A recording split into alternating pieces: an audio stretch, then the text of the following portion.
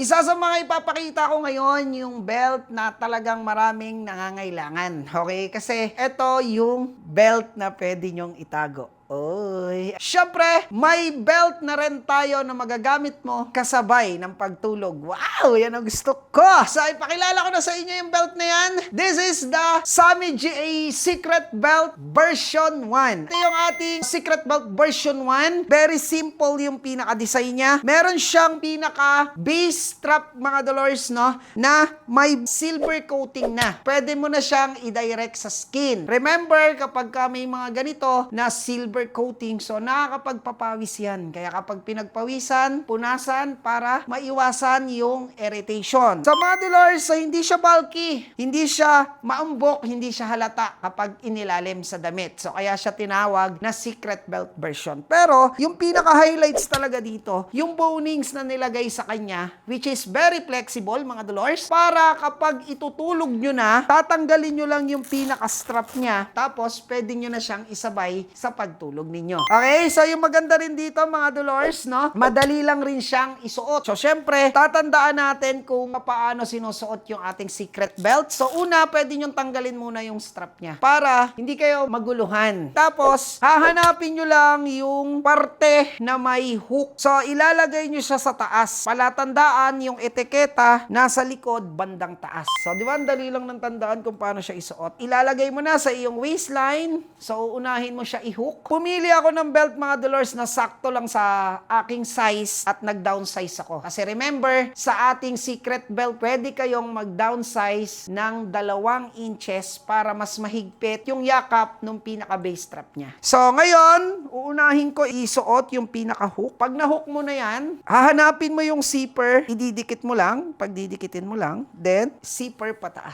Maganda to, mga Dolores, kapag masyadong fitted yung mga sinusuot nyo, tapos lagi kayong nakadress. So yung ginagawa, yung pinaka-base strap niya, nasa loob ng damit nyo. Tapos dress. Tapos, ang ginagawa nila, yung pinaka-strap natin, ginagawa nilang fashion belt. So ayan, pwede nyong gawin yan, ha? Ito kasi, pwede nyo tong i-focus. Kaya ako siya tinanggal para makita nyo na pwede siyang i-focus kung saan nyo gustong i-focus yung pagte-train. Kung sakaling ang priority mo is puson area, pwede mong ibanda sa puson area. At kung sakali naman ang focus mo sa waistline, po-focus mo sa waistline. So, yun yung maganda rito. Huwag nyo kalimutan, mga Dolores, na merong takip yung strap niya para hindi siya dumikit kung saan-saan kasi masyadong matalas yung velcro nito, mga Dolores, eh. Dahil kailangan natin yon para hindi agad masira yung waist trainer ninyo. So, for long-lasting using. Ngayon, dahil obviously, napabayaan tayo sa lamesa, kailangan natin i-focus yung pagtitrain sa aking waistline. So, ilalagay nyo lang yung inyong trainer.